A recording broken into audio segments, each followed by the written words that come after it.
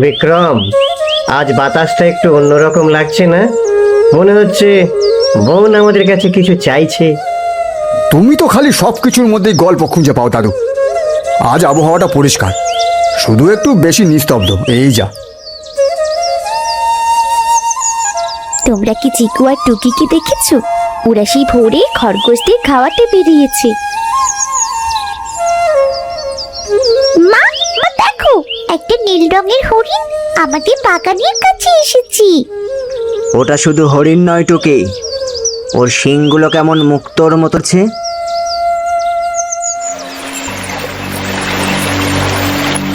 দুপুরের দিকে বনের গভীরে এক অজানা ঝর্ণার সন্ধান পেল তারা। দাদু আগে কখনো এই ঝর্ণাটি দেখেনি। ঝর্ণার পানি সবুজ রঙের। সাবধান বাচ্চারা, এই পানি সাধারণ নয়। কিন্তু দাদু, কি চমৎকার এই সুগন্ধ! মনে হচ্ছে ফুলের মধু মেশানো। আমি তো একটু ছুঁয়ে দেখবই।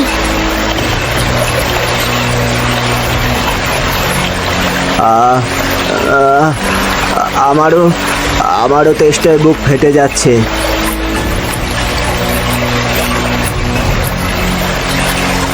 দাদু, আপনিও একটু নিন, আপনার শরীরটা অনেক দিন ধরে ক্লান্ত।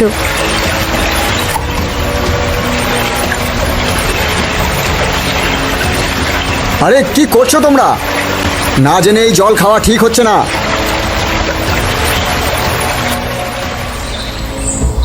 সূর্য ডুবতে শুরু করেছে। হঠাৎ আকাশটা বেগুনি হয়ে গেল। বিক্রম দেখল তার পরিবারের সদস্যদের চোখের মনি নীল হয়ে যাচ্ছে। তোমাদের তোমাদের কি হয়েছে? মায়া, দাদু? বিক্রম, আমার হাতগুলো কেমন ছোট হয়ে যাচ্ছে। মা, আমার লেজ বেরিয়েছে। আমি একটা সাদা কাঠ পেটালি হয়ে যাচ্ছি। আমি তো আকাশ দেখতে পাচ্ছি। আমি চিল হয়ে যাচ্ছি কেন? বিক্রম, ভয় পাস না, বোন আমাদের আপন করে নিল। তুই শুধু মানুষের মতো আমাদের আগলে রাখিস।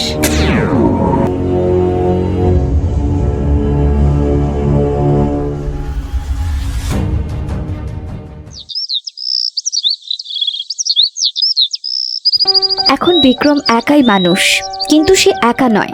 তার পুরো পরিবার এখন বনের পশু পাখি।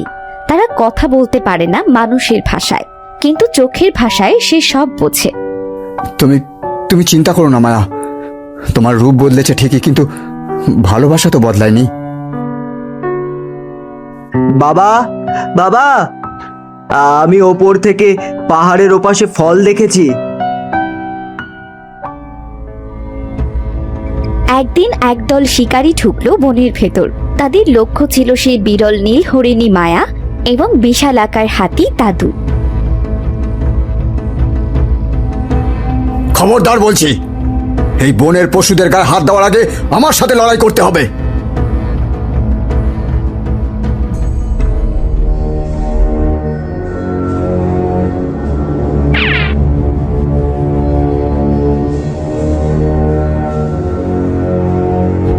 আজ বুঝলে তো, এই বোন আর আমরা আলাদা নই, আমরা এক পরিবার।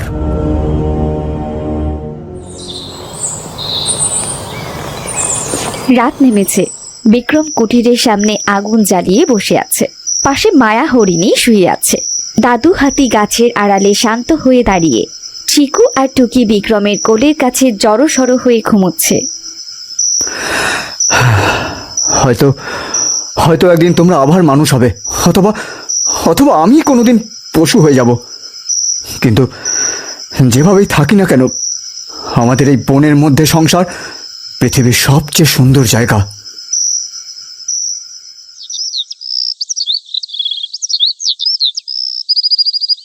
সূর্যোদয়ের সাথে সাথে বনের রূপ পাল্টে যায়।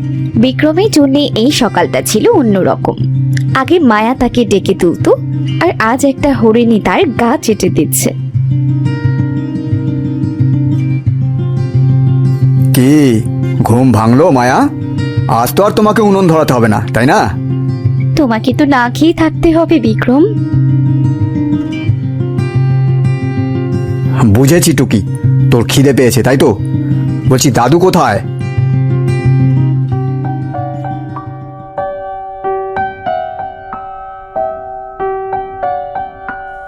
সবাই মিলে খাও। বাবা, বাবা, আমি নদীর ওপারে মানুষের চিহ্ন দেখেছি। তারা বোধহয় আমাদের দিকেই আসছে। বিক্রম বুঝতে পারল বনের শান্তি দীর্ঘস্থায়ী হবে না। ঝর্ণার সেই অভিশাপ বা আশীর্বাদের কথা ছড়িয়ে পড়েছে লোকালয়ে। অনেক লোভী মানুষ এই অলৌকিক পশু পাখিদের কবজা করতে চায়। হে দাদু, চিকু বলছিল নদীর ওপারে নাকি মানুষ দেখা গেছে। আমাদের কিন্তু লুকোতে হবে। না মায়া, আমি তোমাদের ফেলে কোথাও যাব না। আরে আমি মানুষ, আমার কথা ওরা অন্তত শুনবে। আরে তোমরা এখন পশু হয়ে গেছো, ওরা তোমাদের উপর দয়া করবে না।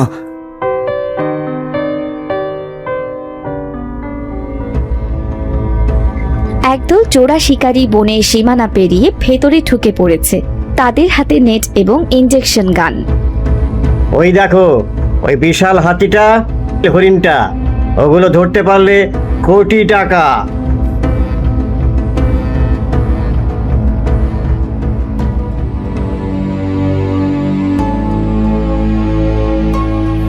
আপনারা এখানে অনুমতি ছাড়া ঢুকতে পারেন না। কে হে তুমি? বনের জঙ্গলি, সরে দাঁড়াও, নইলে ফল ভালো হবে না। এই পশুগুলো আমার পরিবার, এদের গায়ে হাত দেওয়ার আগে আমার লাশের ওপর দিয়ে যেতে হবে।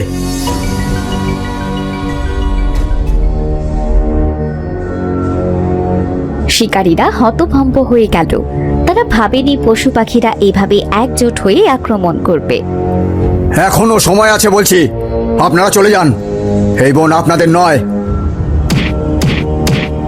ওরে বাবা, এগুলো কি জানোয়ার না শয়তান? চলো চলো পালাই। ভয়ার্ত শিকারীরা তাদের সরঞ্জাম ফেলে বনের বাইরে দৌড়ে পালালো।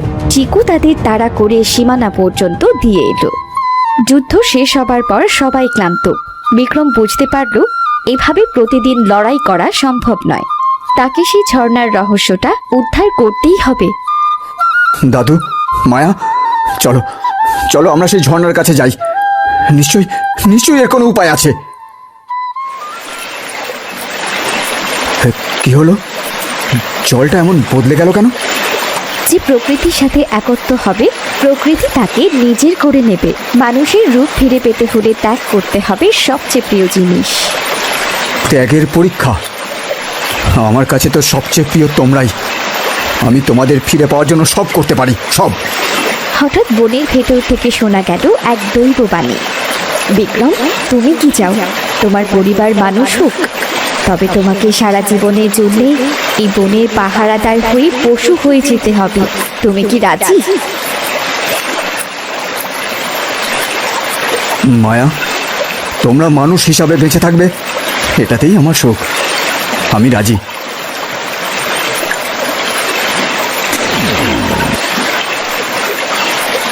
বিক্রম, কোথায় তুই? আমি আমি আবার মানুষ। চিকু, টুকি, দেখো, আমরা আবার আগের মতো মানুষ হয়ে গেছি। বাবা, তুমি কোথায়? বিক্রম, তুই আমাদের জন্য নিজের মনুষ্যত্ব বিসর্জন দিলি। দাদু, আমি এখন বনের রাজা, তোমাদের আর কোনো ভয় নেই। আমি এই বনের পাহারাদার হয়ে সব সময় তোমাদের আগলে রাখবো। বিক্রম এখন বনের রাজা। তার বাঘের দেহটা বিশাল, কিন্তু তার মনটা এখনো সেই আগের বিক্রমের মতোই। সে প্রতিদিন পাহাড়ের ওপর বসে দাদু, মায়া আর সন্তানদের দেখে। বিক্রম, তুমি ওখানে রোদ পোহাচ্ছ কেন? নিচে এসো, আজ তোমার পছন্দের খিচুড়ি রান্না করেছি। যদিও তুমি এখন এসব খাবে না, তবুও মন মানে না। মায়া, তোমার হাতের গন্ধই আমার পেট ভরিয়ে দেয়। বাবা, চলো আজকে আমরা ঝর্ণার ওপারে দৌড় প্রতিযোগিতা করি। দেখি তুমি আগে যাও নাকি আমি। দাদা, বাবাকে একদম জ্বালাতন করবি না। বাবা এখন বনের পাহারাদার।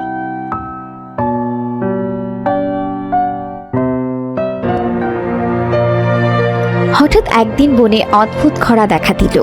ঝর্ণার পানি শুকিয়ে পাথর বেরিয়ে এলো। বনের পশুরা তৃষ্ণায় হাহাকার করতে লাগলো। দাদু বুঝতে পারলেন এটা কোনো সাধারণ খরা নয়। বিক্রম, এই ঝর্ণা হলো বনের প্রাণ।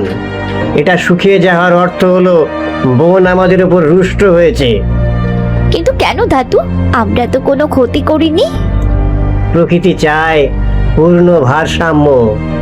একজন মানুষ পশু হয়ে থাকবে আর বাকিরা মানুষ। এই অসমতা হয়তো প্রকৃতি সইছে না। ঠিক সেই সময় আকাশের দিক থেকে এক মেঘলা ছায়া ঘনিয়ে এলো, কিন্তু বৃষ্টি এলো না। চারিদিকে শুধু ধুলো আর শুকনো পাতা উঠছিল।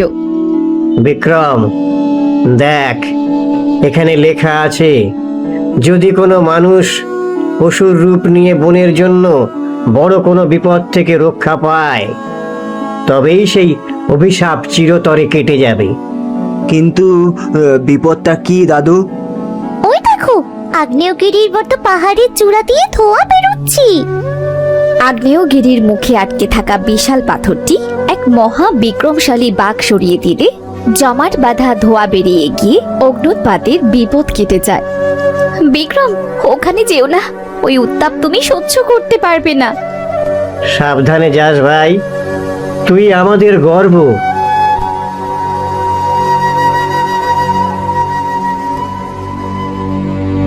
এক বিকট শব্দে সরে গেল পাথরটা। বিষাক্ত ধোঁয়া আকাশ অভিমুখে বেরিয়ে গেল, আর শান্ত হলো পাহাড়টা। কিন্তু সেই প্রচন্ড ধাক্কায় বিক্রম জ্ঞান হারিয়ে নিজের ঝর্ণার শুকনো খাতে পড়ে যায়। আর ঠিক সেই মুহূর্তে আকাশ ভেঙে বৃষ্টি নামলো। সে বৃষ্টি ফোঁটা ঝর্ণার পাথরে পড়তেই আবার পানি বইতে শুরু করলো। মায়ার দাদু, চিকু আর টুকি দৌড়ে গেল বিক্রমের কাছে। বিক্রম, বিক্রম, কথা বলো, তুমি আমাদের জন্য কেন এত কষ্ট সইলে? বাবা, বাবা চোখ খোলো, দেখো বৃষ্টি পড়ছি। আমি আমি কি আবার মানুষ হয়ে গেছি? হ্যাঁ রে বিক্রম, তোর নিঃস্বার্থ ভালোবাসা আর সাহসিকতা বনকে মুগ্ধ করেছে। ঝর্ণা তার শ্রেষ্ঠ উপহার দিয়েছে তোকে। আর কোনোদিন আমাদের ছেড়ে যেও না। বাবা, বাবা, আমরা আবার সেই আগের পরিবার হয়ে গেলাম। বিক্রম যখন পুরোপুরি মানুষ হয়ে দাঁড়ালো, তার শরীরটা একটু টলছিল। বহু মাস বাঘের 4 পায়ে হাঁটার পর মানুষের 2 পায়ে ভারসাম্য রাখাটা যেন কঠিন হয়ে পড়েছে। হ্যাঁ হ্যাঁ, এই দেখো, এই দেখো, আমার হাতগুলো, এগুলো এগুলো আবার কাজ করছে। আমি আমি আবার তোমাদের ছুঁতে পারছি। হ্যাঁ হ্যাঁ। তোমার গলার স্বর শোনার জন্যে আমি যে পথ চেয়েছিলাম বিক্রম। বিক্রম, দেখ, বন যেন তোর জন্য হাসছে। ওই দেখ, পশু পাখিরা কিভাবে ভিড় করেছে। বাবা, তুমি এখন থেকে আর রাতে বাইরে থাকবে না তো? আমার খুব ভয় করতো যখন তুমি বাঘ হয়ে বনে গর্জন করতি। না রে মা, এখন থেকে আমি তোদের কাছেই থাকবো। তবে বাঘ থাকাকালীন আমি যা দেখেছি তা তোমরা কল্পনাও করতে পারবে না। কি দেখছিলে বাবা?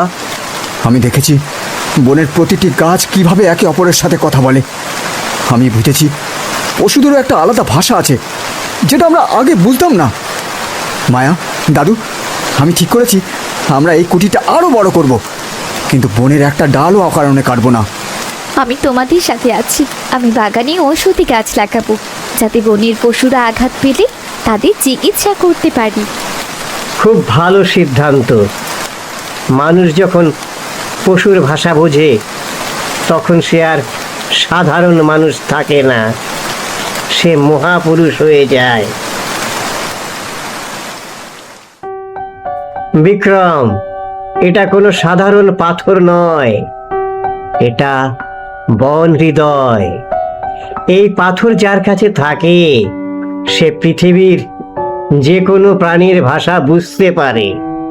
তার মানে আমি আর পশু না হলেও ওদের সাথে কথা বলতে পারবো? ঠিক তাই, প্রকৃতি তোকে তার প্রতিনিধি হিসাবে বেছে নিয়েছে। নতুন বসন্তের সাজে সেজেছে বন। চিকু ও টুকি পশুর মতো ক্ষিপ্রতায় ও নিপুণতায় সবার সাথেই খেলে বেড়ায়। মা, মা দেখো, কোকিলটা বলছি আজ নাকি বনের ওপারে মেলা বসবি। তোরা তো দেখছি আমাদের চেয়েও বেশি বনের মানুষ হয়ে গেলি।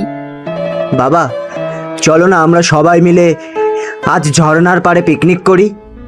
সুখের দিনগুলোতে আবারও নেমে এলো বিপদের ছায়া। যখন এক বড় শিকারী দল মূল্যবান পাথর ও পশুদের সাথে কথা বলা মানুষদের সন্ধানে বনে হানা দিল। আর কাউকে ছাড়বো না, ওই পাথরটা আমাদের চাই। আপনারা আবার এসেছেন, আপনাদের লজ্জা করে না? ছোট মুখে বড় কথা কোস, পাথরটা দিয়ে দেন, নইলে এই কুটি জ্বালাইয়া দেব। এই পাপীদের শিক্ষা দাও, ওদের বুঝিয়ে দাও এই বন অজেয়।